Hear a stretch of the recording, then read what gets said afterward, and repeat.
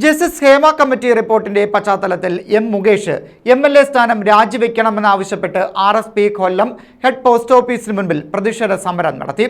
ജില്ലാ secretary KS Venugopal ഉദ്ഘാടനം ചെയ്തു.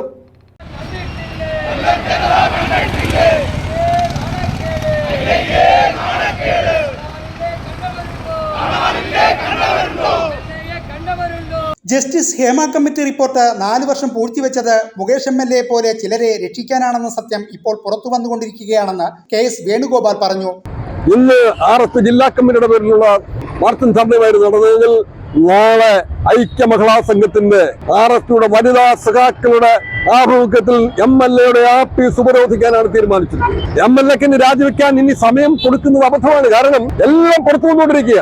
എന്തെല്ലാം കഥകളാണ് ഇപ്പൊ പുറത്തു വന്നുകൊണ്ടിരിക്കുന്നത്. ഈ കഥകളൊക്കെ പുറത്തു വന്നാൽ കേരളം എങ്ങനെ ഇരിക്കും, കേരളത്തിലെ സാംസ്കാരിക കേരളം എങ്ങനെ ഇരിക്കും എപ്പോൾ കാണാം. ഇതുപോലൊരു അധമനെ പിടിച്ച് MLA ആക്കിയ CPIM ഇതിൽ മറുപടി പറയണം, ഇതിന് സമാധാനം പറയണം. ഒരു പ്രാവശ്യമല്ല 2 പ്രാവശ്യമാണ് സ്ഥാനാർത്ഥിയാക്കിയത്. അതുവാണോ MP ആയിട്ടാകാൻ, കൊല്ലത്തിന്റെ MP ആകാൻ വേണ്ടി പാർലമെന്റിലേക്ക് സീറ്റ് കൊടുത്തു CPM. ആർക്കെതിരെ മത്സരിക്കാനാണ്? ഇന്ത്യയുടെ ഏറ്റവും പ്രഗത്ഭനായ MP NK പ്രേമചന്ദ്രനെതിരെ മത്സരിക്കാൻ CPM കണ്ടുപിടിച്ച സ്ഥാനാർത്ഥിയാണ് M മുകേഷ് എന്ന് പറഞ്ഞാൽ എന്നടിക്കും CPMന്റെ സാംസ്കാരിക അധപതനമെന്ന് മനസ്സിലാകാം. കഥകൾ LDF സർക്കാരിന്റെ നിലനിൽപ്പിനെ തന്നെ ചോദ്യം ചെയ്യുന്ന തരത്തിലാണ് മുന്നോട്ട് പോകുന്നത്.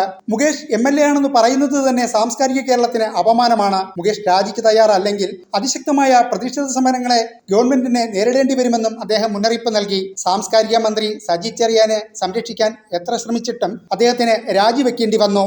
ഇപ്പോഴത്തെ സാഹചര്യത്തിൽ സജി ചെറിയാൻ മന്ത്രിയാണെന്ന് പറയുന്നത് തന്നെ അപമാനമാണ്. അദ്ദേഹവും മന്ത്രിസ്ഥാനം രാജിവെക്കണമെന്ന് വേണുഗോപാൽ ആവശ്യപ്പെട്ടു.